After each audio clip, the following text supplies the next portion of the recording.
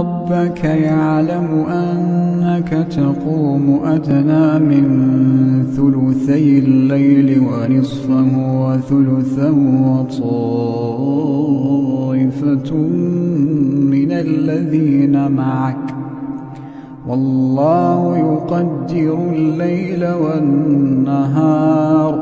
علم أن لن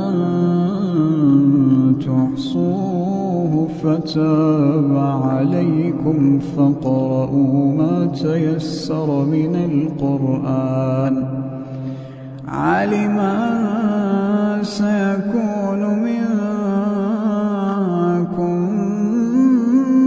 مرضى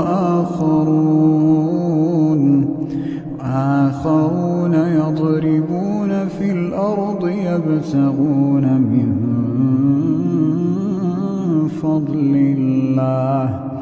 وآخرون يقاتلون في سبيل الله فاقرؤوا ما تيسر منه وأقيموا الصلاة وآتوا الزكاة وأقرضوا الله قرضا حسنا وما تقدموا لأنفسكم